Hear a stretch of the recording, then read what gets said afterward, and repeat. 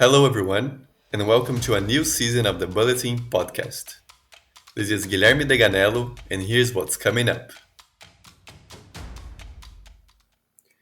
Welcome again, everyone. Just before we head into our episode, I have a quick announcement from the student government of the Willy Brandt School. So, if you are listening to this episode and you are a student from the 2022 and 2023 batch, please make sure to invest just 3 minutes of your day and participate in the survey that was sent to your email by our president Inês Alberico regarding the co-creation of their roadmap.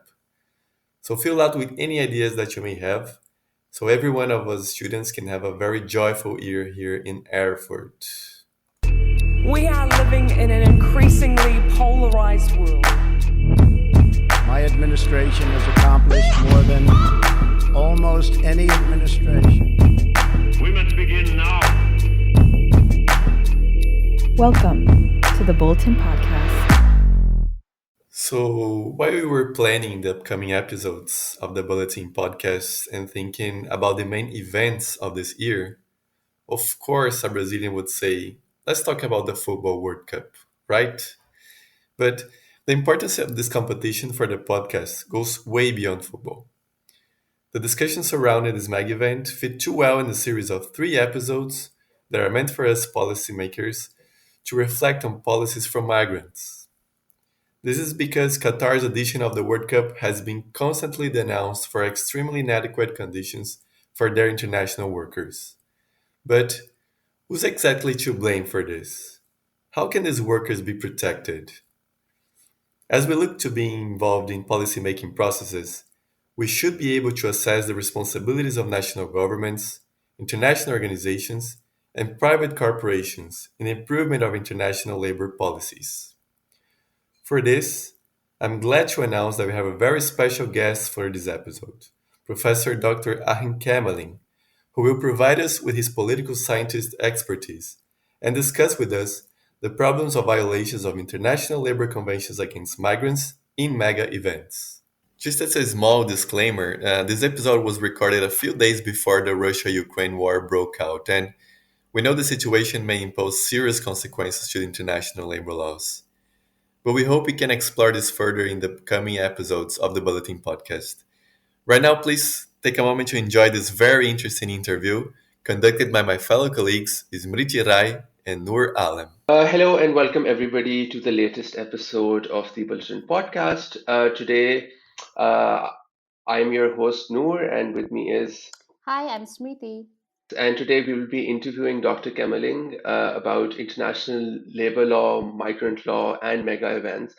So hello, Professor. How are you doing today? Excellent, fine. Thanks for the invitation. It's really nice being here. Oh, it's lovely to have you here and to talk about this. So without further ado, let's jump straight into the podcast and the discussion. So Smriti, would you please take us away? Yeah, thank you, Noor. So now we would go to our first question. So it is like, could you please explain about the international labor law to us, Professor? Yeah. Sure. Maybe just a little bit from my background here. I'm a professor here at the Willy Brandt School, of course, and this podcast here that really touches upon two key interests of mine. One is obviously everything related to labor and social policy questions, both domestically and also internationally, also with a focus on the global south. So this is one part. And the other is kind of a little bit of a side hobby of myself, is like the political economy of sports, mainly football, but I'm interested in these kind of mega events, also what they do in a political sense. So this podcast here really harkens home to some of my key interests. And about the actual question, international labor law, it is a really strange beast, and you can always fill in the gaps here. You might even know more than I do, because I'm not a lawyer. I'm a political scientist and an economist here. But compared to other areas of international law, I would say international labor law is still a little bit in its, maybe not infancy, but adolescence. So so for instance, there is a very dense network of commercial and trade law in the international regime. both private business law and private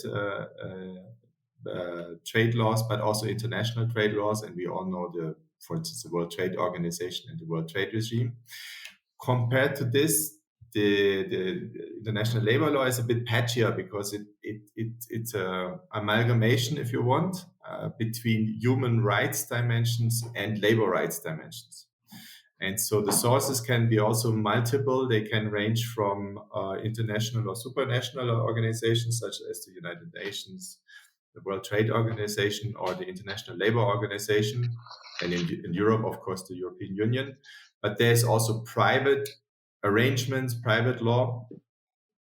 And so it is patchy, as I said, and it really depends on what you exactly are looking at. So within the EU, for instance, labor law is usually a domestic affair, but then there is things like anti-discrimination, which is regulated on the EU level. There's also health and safety regulations related to labor issues, also regulated on the EU level. So there's a relatively dense legal framework which can also be enforced on a national level.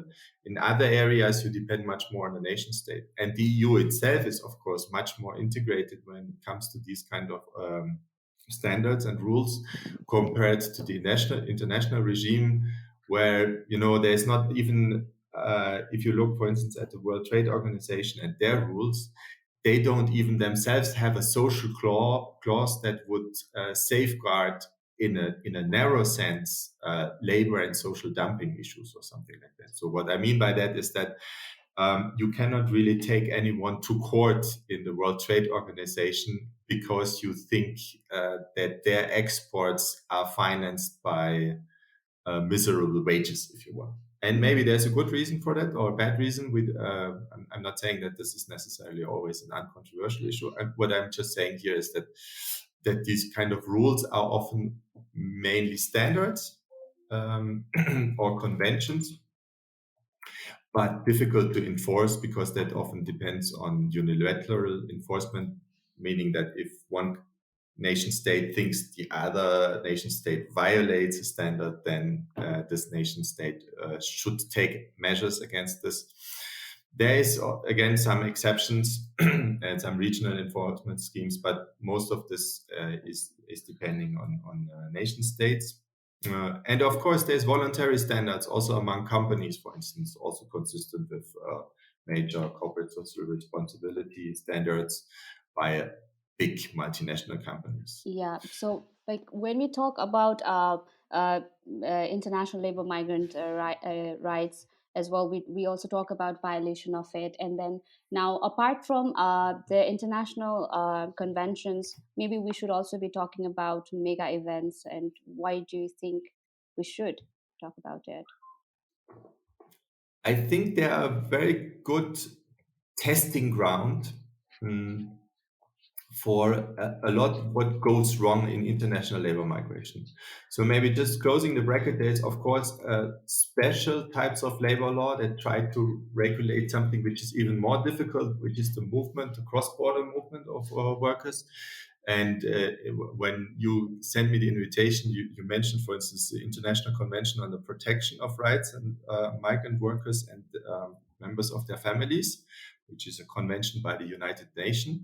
But it also exemplifies the very problem of this. So the more ambitious you get and the more cross-border nature these kind of problematics become, the less likely it is that they are signed by UN member states. So this is a little bit the problem. So whereas a convention on child labor usually is ratified by more than 100 countries, this convention on migration and worker rights is, I think, signed by fewer than 50 countries.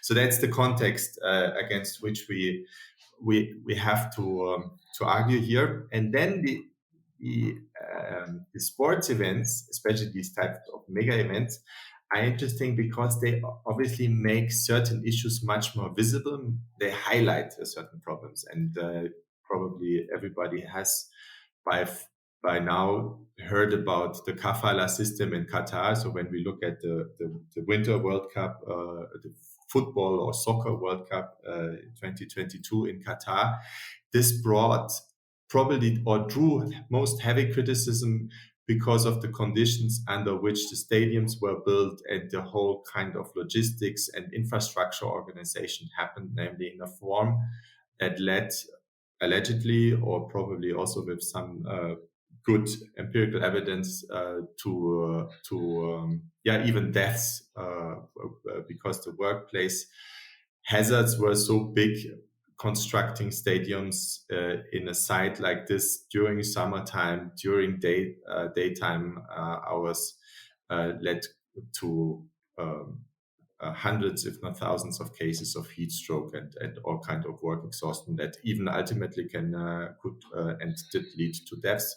And I think this is where basically the two issues come together. Namely, on the one hand, you have the problems of migrant workers and their rights, and the mega event,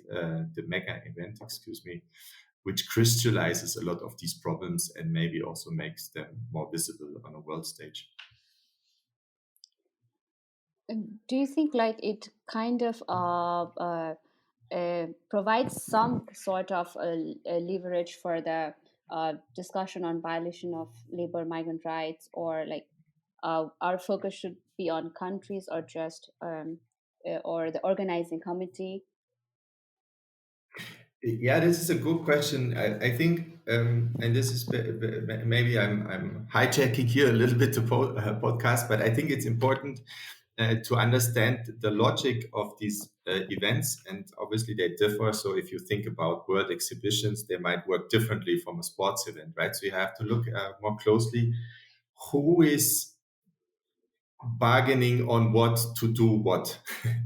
And of course, for instance, with the Football World Cup, the main partner of the Qatari government is FIFA, the world's football organization, if you want, the official hosting organization and kind of the owner of the label World Cup.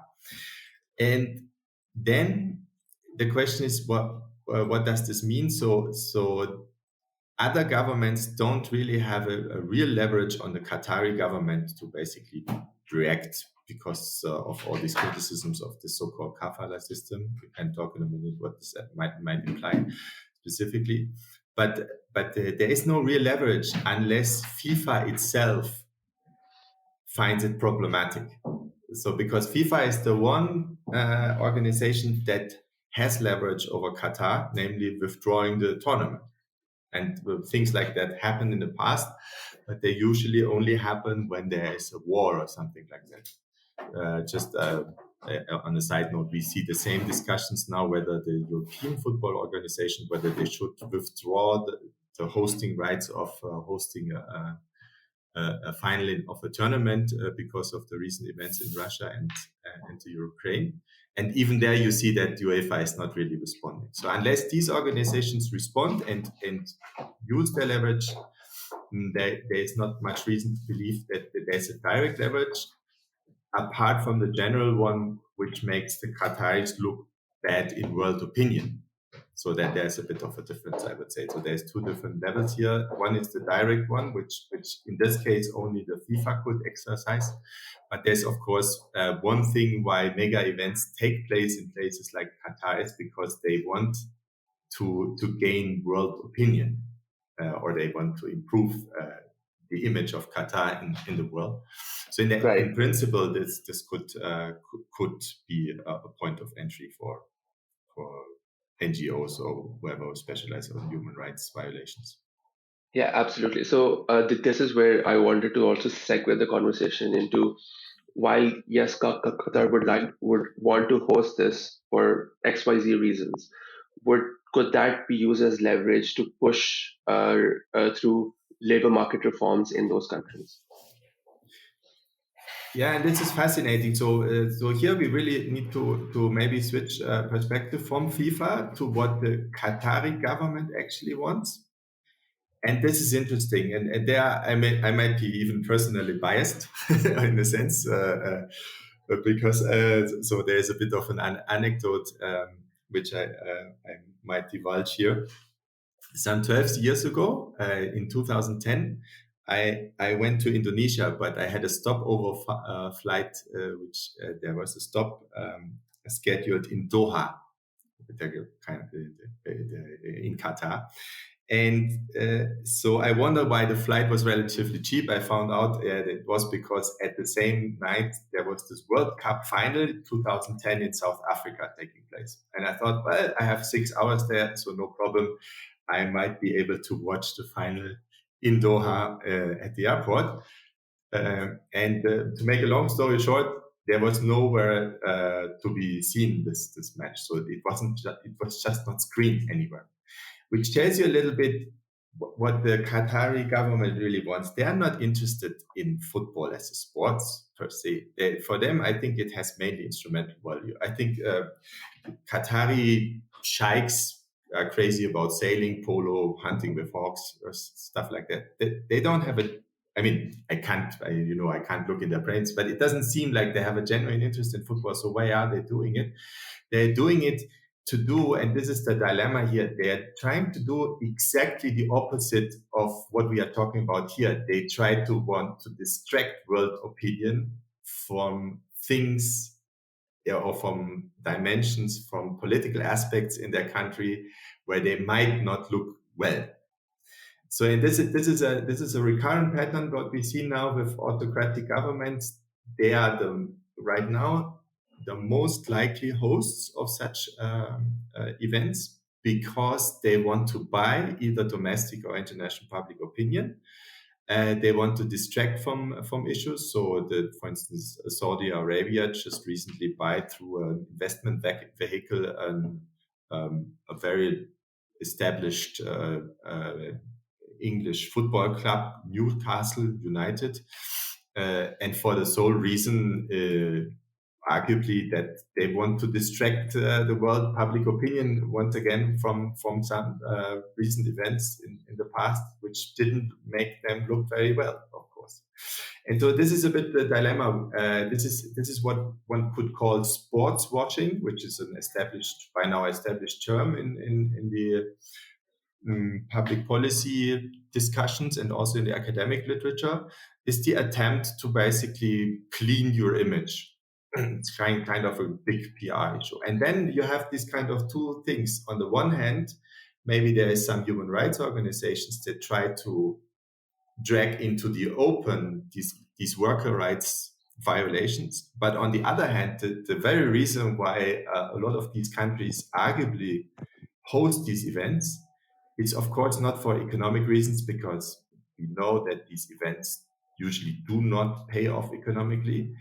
To the contrary, they often cost more money than they promise, and of course there are also gigantic wastes, especially in the Qatari case when it comes to environmental damage.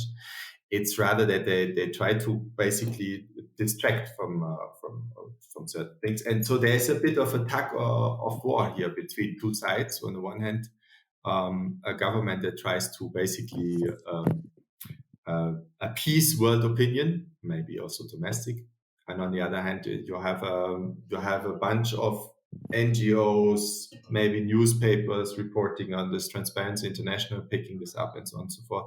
They try to use this as a leverage. Right. So the question then is this: to what extent, if all, does this sport washing work in favor of these host nations? Yeah, exactly. And this is then interesting. So what I gave you now is basically the motivation set of the major players involved.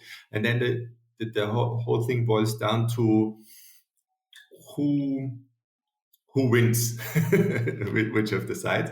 And as always, there's not a straight winner. So there's always probably a mixed balance. So the question boils down to this: did raising world attention to the, quite frankly, occasionally horrible working standards in Qatar work? And there, I think the assessment, as far as I can oversee it, is mixed. But yes, there was actually a bit of a success story. Qatar did sign an agreement with the International Labour Organization 4 or 5 years ago.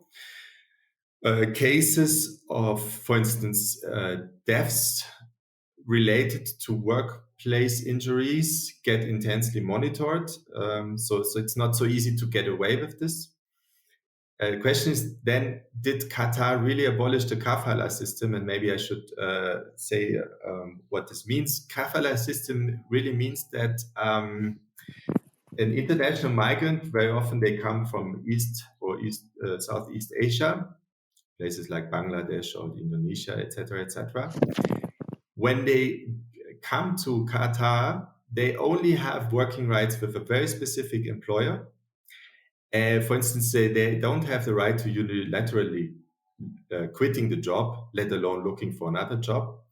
And it even constitutes, to a certain degree, some form of forced labor, if not kind of a legalized form of slavery, because the employers themselves, at least until recently, could withhold all the legal documents these migrant workers brought with themselves, including, for instance, passports, which means is that you cannot even leave Qatar without the consent of the employer. And this is, of course, if you think about this, it's a form of slave labor.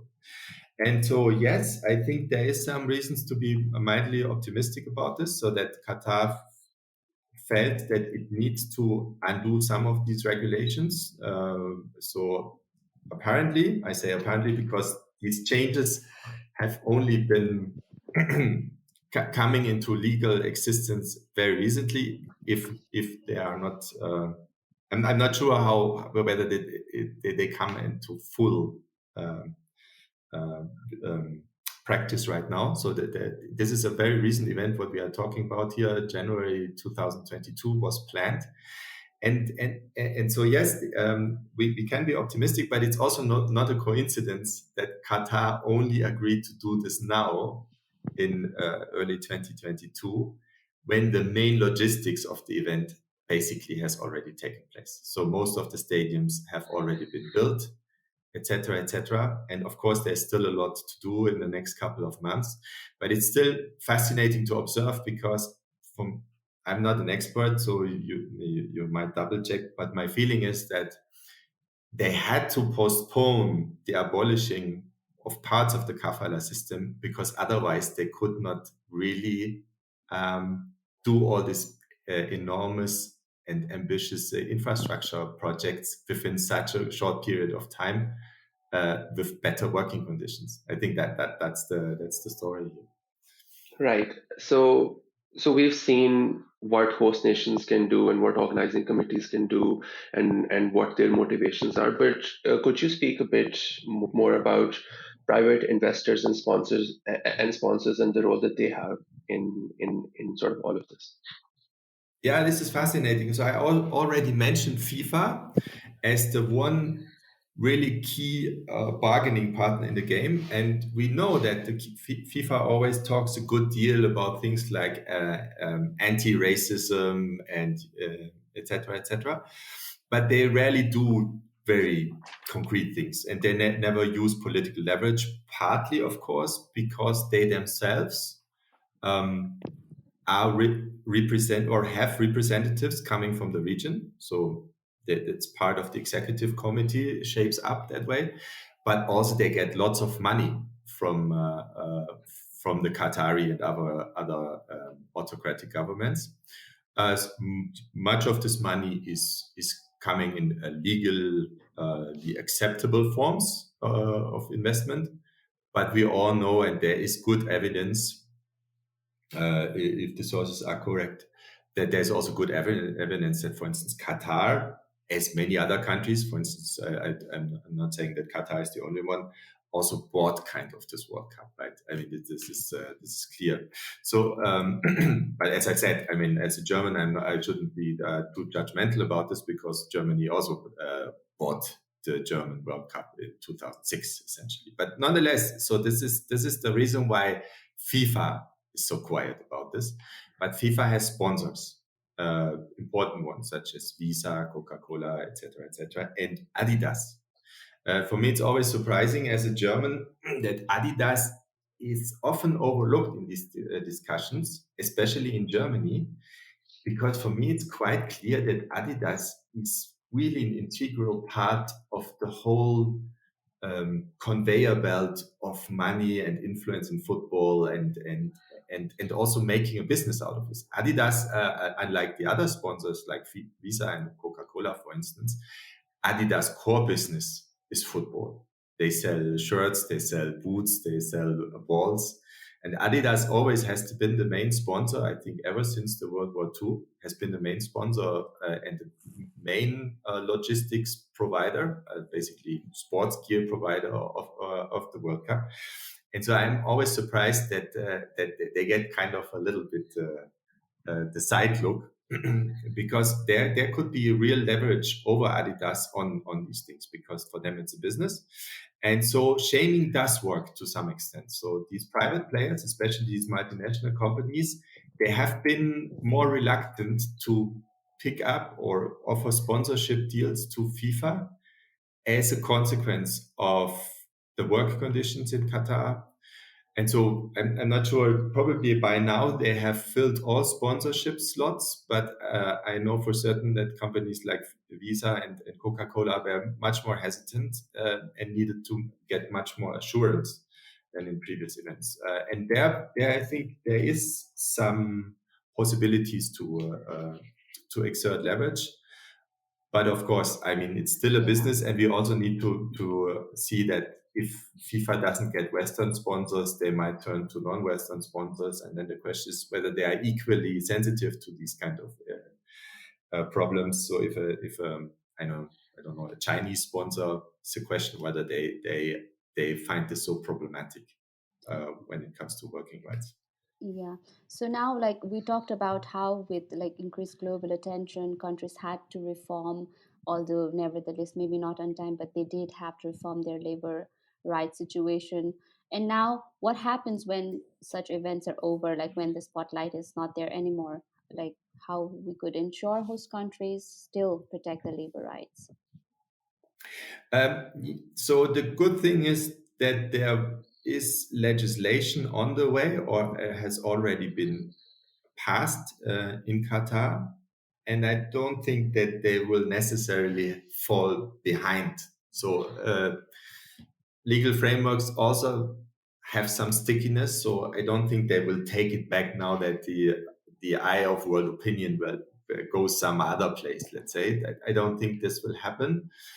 But in general, what we know from the literature is that sports events usually have very little in terms of lasting effects. There might be some positive cases. So, for instance, Barcelona in 1992 quite progressively used the Summer Olympic Games to relaunch kind of the whole urban infrastructure in the city, and this has created a lot of investment in tourism. In terms of politics, we rarely see that mega events really make a big cataclysmic change to the better or the worse, let's say. What they tend to do is that they actually do work in favor of governments, not always, but at least there seems to be a little bit of a honeymoon effect, but quite a short-lived one. And this might be actually only true for autocratic countries. So we all know, for instance, that in Brazil there was a lot of mobilizations in the, when was that, 2014 World Cup. Thank you. Yes, that there was a lot of mobilization and a lot of heat coming from the streets because of this dilemma of hosting a very costly World Cup and at the same time cutting some social benefits, etc., etc. So it doesn't always work, but autocracies tend to have the streets under control, and then they kind of use it as a classical saying by Karl Marx and others. It becomes sort of an opium for masses. Everybody feels good of hosting a World Cup. Having said that, as I said, there might be these small victories nonetheless, in that sense that things like, for instance, introducing also minimum wage, which now importantly also is not only relevant for national Qataris, but also the the migrant workers in Qatar. So these are really signs of hope, which do make me slightly more hopeful, because you have just to see that, I mean, can't remember the exact numbers, but I think there's only a couple of hundreds of thousands Qatari national citizens and more than 2 million migrant workers in the country. So it's an absolutely absurd country also from this perspective to hold a World Cup, because, it's built for very few people with citizenship, and most of the rest, they might benefit in terms of getting jobs there, but they are not even part of a fan base. You even need to fly the fans of an event into Qatar. So that's a really strange thing about this very specific event, Qatar World Cup, but which also illustrates you a little bit the dilemma when it comes to migrants, because this is also what makes Qatar so special. It's just an absurd political regime and an absurd political constellation. If you think at the sheer quantity relationships between national citizens, which are an absolute minority in the country, and a lot of migrants with a way worse legal standard. Yeah, I think that kind of brings us to the end of our podcast. Is there anything that you want to ask, Noor? No, I think this has been a very illuminating discussion. I'm sure that even our initial readings were not as expansive because Dr. Kemmerling's insights and his thoughts. So, Dr. Kemmerling, would you like to give us a closing statement, or do you think that you've added everything that you wanted to? No, maybe as a academic, I'm always better with criticisms, and I don't want to sound too pessimistic. So what actually I think this also illustrates is the power of raising awareness. So we all know that these events happen, and we all know the way how they are usually allocated. We all know the kind of the politics behind it. But we can then really make use of the fact that we can at least bring counterbalance to the whole game. And so I think Qatar might even in future serve as a reference point. What we quite clearly will see in the future is that international football events and mega events in general will become more polarized, and there will be more tensions around this, and maybe also more fractions, maybe, so that in some parts starting boycotting these, some countries starting boycotting this again, maybe others having no problem whatsoever. But maybe this is some sort, unless it really escalates, is some sort of useful heat in the system, which needs to be there in order to make sure that these easy ways of sports washing don't work too well.